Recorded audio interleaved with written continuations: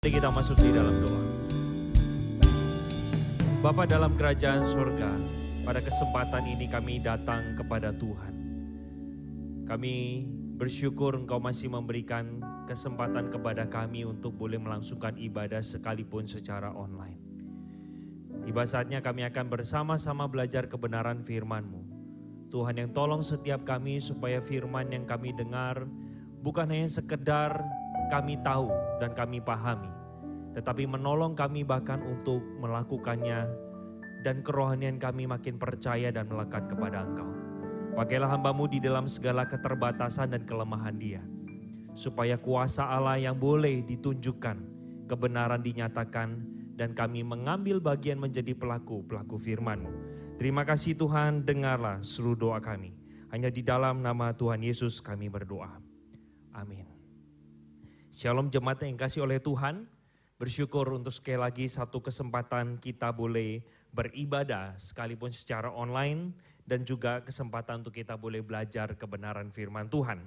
Saudara, pada saat ini saya mengajak kita untuk mengumpulkan sebuah tema, yaitu percaya walau sulit. Terkadang saudara, di tengah situasi pandemik yang seperti ini, mata rohani kita menjadi kabur dan sulit untuk melihat bagaimana Tuhan menolong bahkan menyertai setiap kita. Maka dari itu saudara, saya mengajak kita bersama-sama menggumulkan tema ini terambil dari satu perikop yang terdapat dari Keluaran pasal yang ke-15. Kita buka bersama-sama dari gadget ataupun Alkitab kita, Keluaran 15 ayat 22 hingga yang ke-27. Keluaran 15 ayat 22 hingga yang ke-27 saya akan membacakan untuk kita sekalian. Musa menyuruh orang Israel berangkat dari Laut Teberau, lalu mereka pergi ke padang gurun Syur. 3 hari lamanya mereka berjalan di padang gurun itu dengan tidak mendapat air. Sampailah mereka ke Mara, tetapi mereka tidak dapat meminum air yang di Mara itu karena pahit rasanya. Itulah sebabnya dinamai orang tempat itu Mara. Lalu bersungut-sungutlah bangsa itu kepada Musa, kata mereka, apakah yang akan kami minum? Musa berseru-seru kepada Tuhan dan Tuhan menunjukkan kepadanya sepotong kayu. Musa melemparkan kayu itu ke dalam air, lalu air itu menjadi manis. Di sanalah diberikan Tuhan ketetapan-ketetapan dan peraturan-peraturan kepada mereka. Dan di sanalah Tuhan mencoba mereka. Firman Tuhannya, jika kamu sungguh-sungguh mendengarkan suara Tuhan Allahmu dan melakukan apa yang benar di matanya dan memasang telingamu kepada perintah-perintahnya dan tetap mengikuti segala ketetapannya, maka aku tidak akan menimpakan kepadamu penyakit apapun yang telah kutimpakan kepada orang Mesir, sebab akulah Tuhan Allah sebab aku Tuhanlah yang menyembuhkan engkau. Sesudah itu sampailah mereka di Elim. Di sana ada 12 mata air dan 70 pohon korma. Lalu berkemahlah mereka di sana di tepi air itu. Sampai di sana pembacaan kita pada saat ini, saudara. Saudara, di dalam sebuah rumah sakit RSUD Padang Sidimpuan di Sumatera Utara, saudara, pada tanggal 11 April tahun 2020, ditemukan seorang pasien yang sudah dalam kondisi tidak bernyawa, saudara, di luaran rumah sakit, di luar gedung itu, saudara. Saudara, pada waktu itu diselidiki, korban mengalami, saudara, patah di pergelangan tangan kiri, patah di pergelangan tangan kanan. Ada darah yang keluar di telinga kiri, kanan robek pada dahinya, robek pada mulut di bagian bibir bawah dan juga bibir bagian dalam, saudara. Nah saudara, ternyata setelah diinvestigasi lebih lanjut, maka ditemukan bahwa sebenarnya pasien itu meninggal dunia karena dia lompat dari lantai 4 rumah sakit, saudara. Saudara, apa yang membuat pasien ini lompat dari lantai 4. Saudara, ini adalah sebuah tindakan mengakhiri hidupnya atau kita bisa kategorikan bunuh diri karena dia mengalami depresi rupanya. Kenapa dia bisa mengalami depresi? Karena dia mengalami satu penyakit yang tidak bisa disembuhkan dan terus kambuh dan akhirnya orang ini putus harapan, putus asa, dia merasa lebih baik saya mati saja. Saudara, kisah Naas ini saudara menjadi sebuah ingat-ingatan kepada setiap kita bahwa kasus bunuh diri ini menunjukkan kepada setiap kita bahwa orang yang bersangkutan dia tidak bisa melihat ada sebuah harapan di dalam kehidupannya. Sehingga dia tidak berpikir panjang, dia berpikir kematianlah yang menjadi solusi di dalam hidupnya yang penuh dengan pergumulan dan penderitaan. Saudara sadar atau tidak, hidup kita selalu dikendalikan dengan yang namanya harapan. Apalagi saudara di tengah pandemi corona seperti ini. Kita terus berharap setiap kali kita menyaksikan televisi, kita berharap angka jumlah yang positif makin turun. Tetapi terus justru ironisnya makin bertambah. Saudara, kita hidup setiap hari bangun pagi, bekerja karena kita memiliki sebuah harapan. Harapan itulah yang menolong kita saudara untuk bisa menghadapi segala macam yang namanya tantangan dan bahkan kesulitan. Tetapi kalau kita mengalami permasalahan pergumulan yang bertubi-tubi, yang terus melanda kita di dalam waktu yang panjang, dan pergumulan itu bukan dikategorikan ringan, tapi tergolong berat dan kita sulit. So terkadang kita berada di dalam tepi jurang dan kita bertanya, Tuhan ada di mana? Apakah Tuhan itu peduli terhadap hidup saya? Kalau Tuhan itu memang adalah Allah yang peduli dalam hidup saya, kenapa saya mengalami penderitaan seperti ini? Kenapa saya mengalami kesulitan begitu rupa? Apakah Tuhan sungguh baik? Apakah Tuhan sungguh ada? Saudara, pergumulan, kesulitan, penderitaan, masalah yang berat, seringkali saudara menggotong kita, membawa kita, memojokkan iman kita. Sehingga kita bertanya di dalam hati kita, apakah Tuhan itu ada? Ada di manakah kalau dia ada? Apakah dia mendengar pergumulanku atau tidak? Nah saudara, saya mengajak kita untuk merenungkan bersama-sama pertanyaan ini. Bagaimana seharusnya sikap orang Kristen di tengah pergumulan yang sedang dihadapi? Sorry, di tengah pandemi corona ini beragam penderitaan, pergumulan, tetesan air mata, tekanan hidup yang dialami oleh banyak orang, bukan hanya orang Kristen saudara. Ekonomi yang turun, lalu pekerjaan yang tidak berjalan dengan baik, beberapa menderita sakit corona, beberapa menderita sakit yang lain bawa ke rumah sakit ditolak karena full pasien dari corona dan lain sebagainya. Saudara, saya mengajak kita untuk memiliki sebuah sikap yang tepat agar ketika kita menghadapi pergumulan yang terjadi, saya bukan menjanjikan satu solusi saudara. Tetapi marilah kita mempunyai sebuah perspektif yang benar sehingga kita tidak mudah menjadi ragu terhadap kebaikan Allah.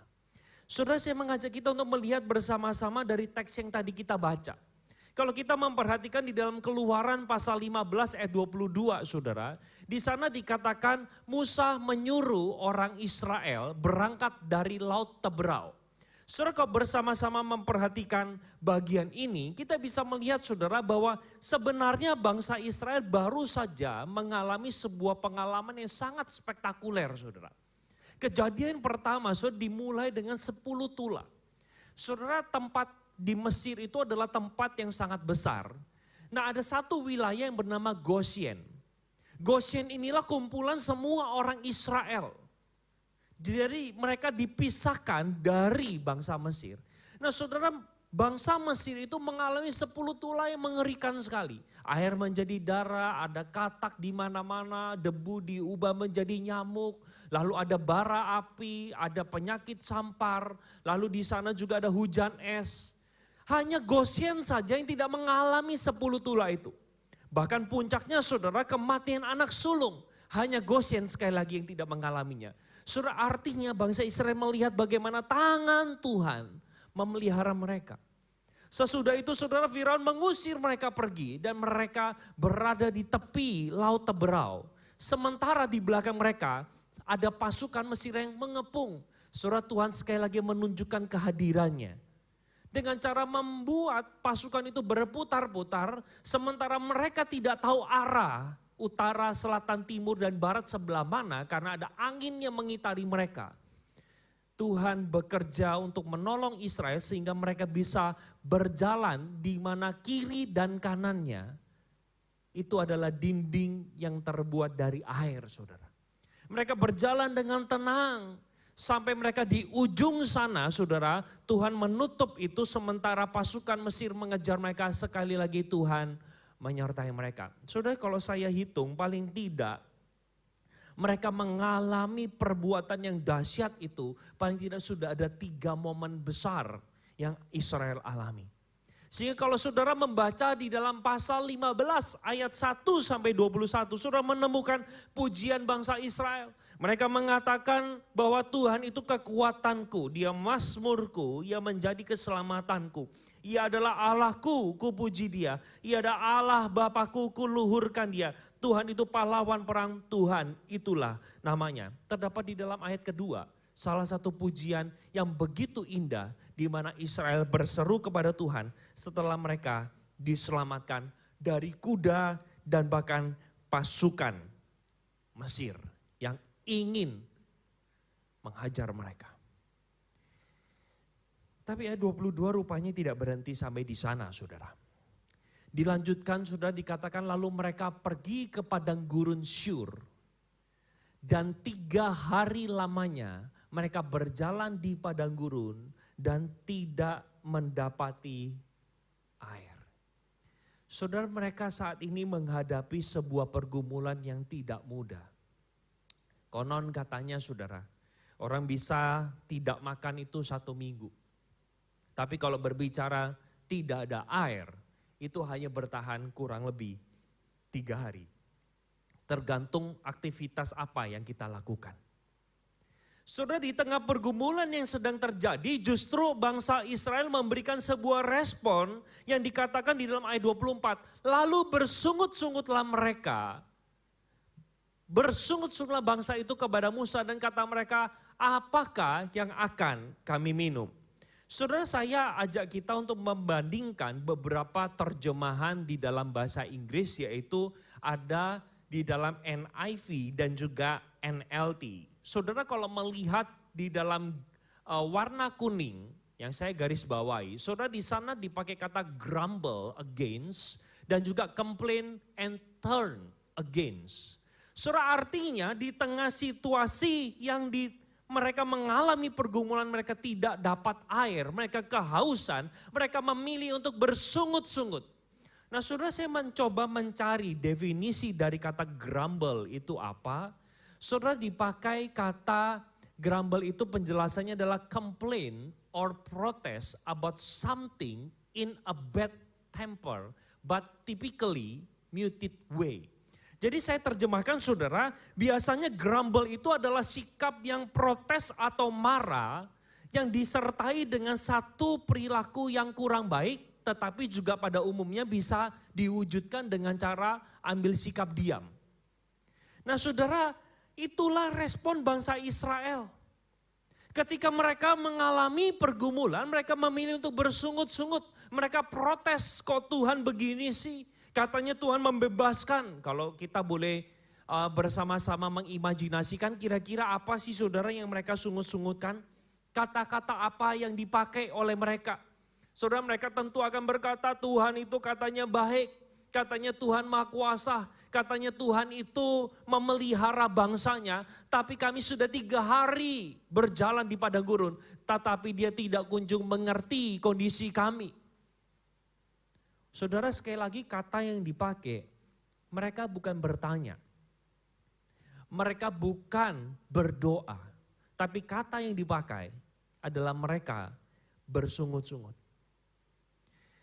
Saudara, ketika kita melihat bersama-sama, ayat 24 mengatakan mereka bersungut-sungut. Di dalam ayat ke-25, Musa berseru-seru kepada Tuhan. Saudara, perhatikan 2 respon dari 2 oknum ini. Yang satu saudara, bangsa Israel yang bersama-sama Israel maupun Musa mengalami penyertaan Tuhan. Tetapi respon Israel ketika menghadapi pergumulan selama 3 hari kehausan. Mereka memilih untuk bersungut-sungut. Sementara Musa juga bisa memiliki alasan untuk dia bersungut-sungut. Saudara, kita flashback sebentar. Kalau saudara mengingat kembali panggilan Musa, Tuhan memanggil Musa untuk menjadi alat di tangan Tuhan. Saudara menemukan bahwa Musa menolak Tuhan berkali-kali. Dia mengatakan, Tuhan, aku tidak mau, aku tidak pandai berbicara, aku tidak tahu harus ngomong apa. Aku ini adalah orang yang tidak pandai ngomong. Saudara, Musa seharusnya di dalam bagian ini dia juga punya alasan untuk bersungut-sungut, saudara.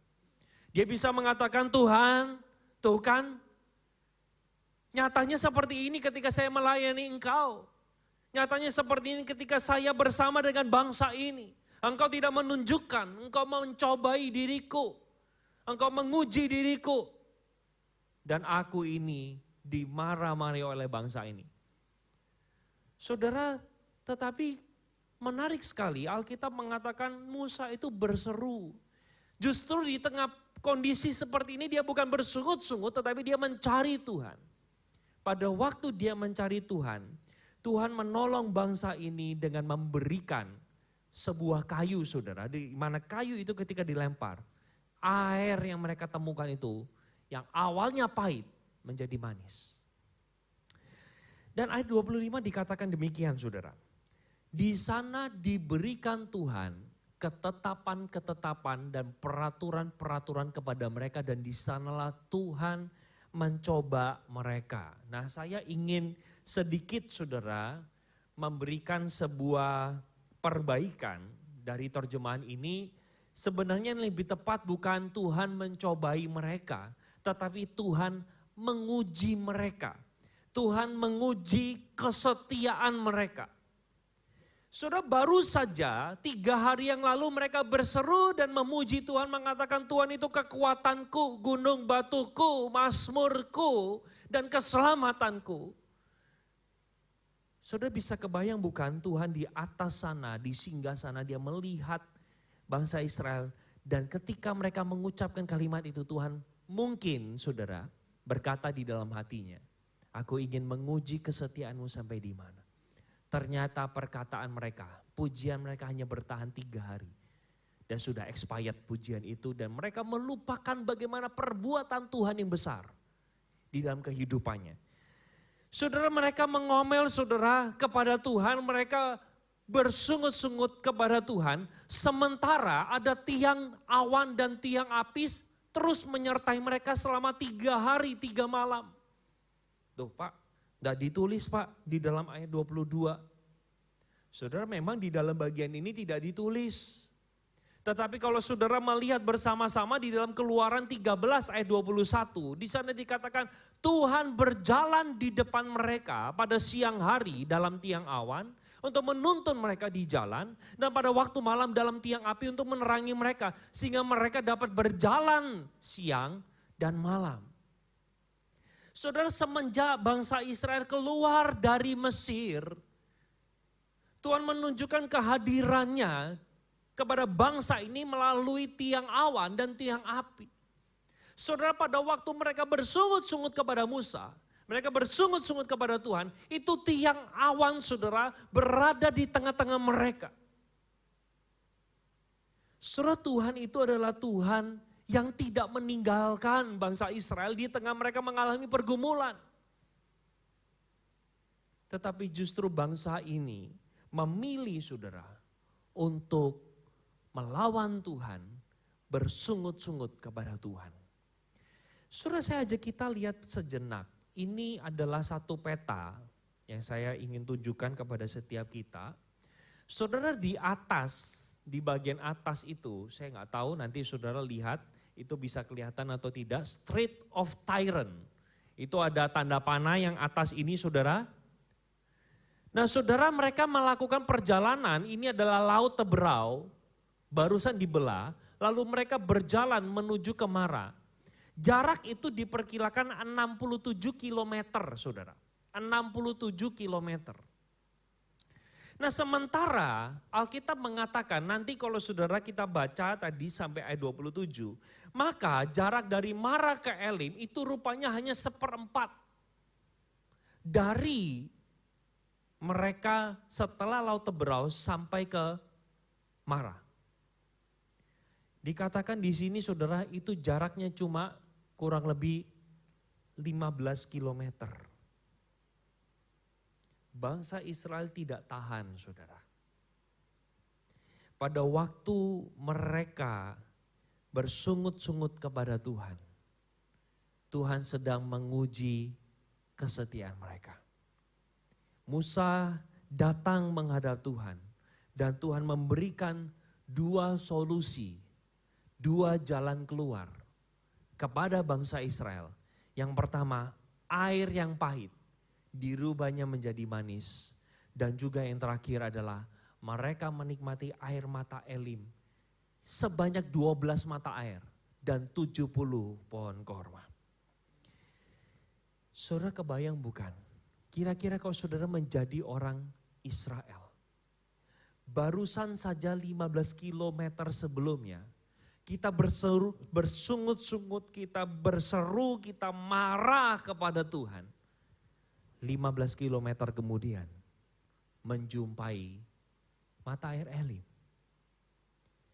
Saudara, saya pada waktu mempersiapkan bagian ini, saya mencoba menempatkan diri saya sebagai bangsa Israel. Saudara, kira-kira apa yang saudara rasakan? Saudara, mungkin muncul sebuah rasa penyesalan. Aduh, tahu gitu, tadi saya tidak marah kepada Tuhan. Tahu gitu, saya memilih untuk percaya kepada Dia. Saudara, mata air Elim dan 70 pohon korma, saya melihatnya seperti sindiran yang Tuhan berikan kepada bangsa Israel. Engkau mengatakan bahwa engkau tidak percaya aku bersama dengan engkau. Hari ini aku tunjukkan kau bisa menikmati 12 mata air. 1 suku, 1 mata air. Dan mereka bisa menikmati 70 pohon korma yang begitu melimpah. Saudara, apa yang bisa kita pelajari dari bagian ini? Saudara, jujur katakan mungkin di tengah situasi pandemik seperti ini, kita lebih mudah saudara untuk bersungut-sungut kepada Tuhan ketimbang kita percaya. Kita sulit saudara untuk melihat bagaimana sih tangan Tuhan menyertai kehidupanku. Kalau Tuhan bersama dengan setiap orang percaya, kenapa Tuhan tidak menghentikan wabah ini? Tapi makin lama seluruh dunia makin lama makin banyak, makin lama makin banyak. Bukan tidak sedikit saudara jumlah korban yang meninggal. Sudah mencapai 200.000 orang lebih yang meninggal dunia. Dan yang terinfeksi sudah 2 juta orang lebih saudara.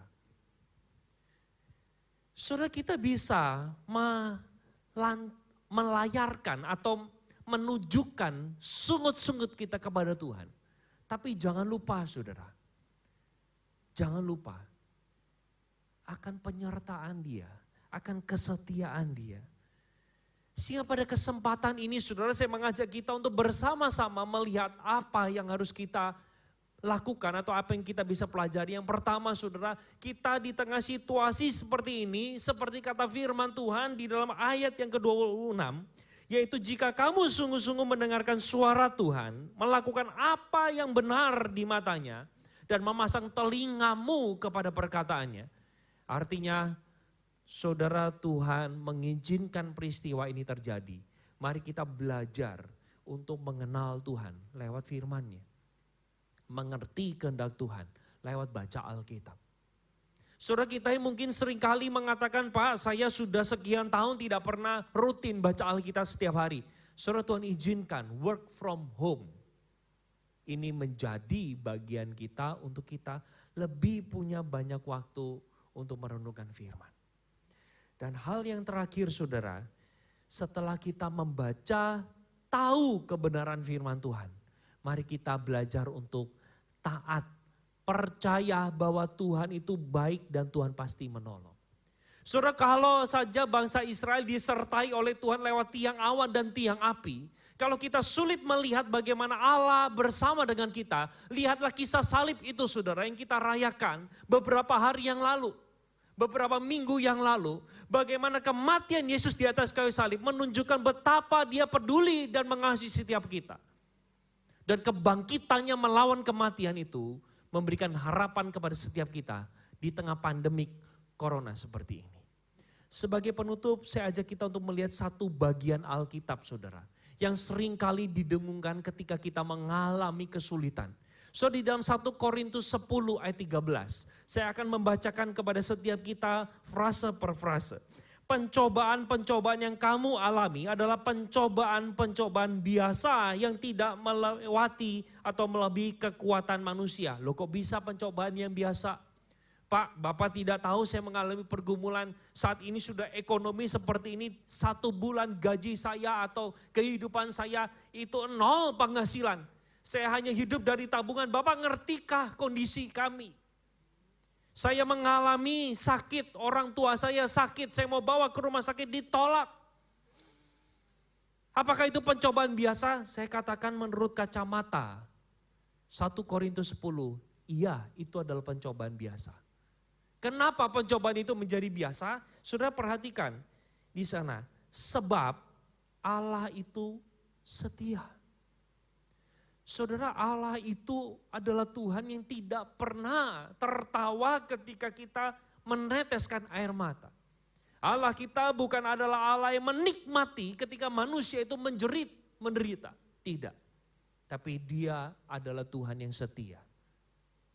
Kenapa pencobaan itu biasa saudara? Karena yang kedua, Ia berjanji saudara tidak akan membiarkan kita diuji atau dicobai melebihi kekuatan kita. Sehingga saudara ketika kita mengalami berbagai macam pergumulan dalam hidup kita, percayalah itu sesuai dengan kemampuan dan kekuatan kita. Karena Tuhan tahu seberapa kuatnya kita. Dan kenapa pencobaan itu biasa saudara? Karena yang terakhir Dia berkata, Ia akan memberikan kepadamu jalan keluar sehingga kamu dapat menanggungnya. Saudara, pencobaan itu menjadi pencobaan yang tidak menyulitkan kita karena ada Allah yang setia.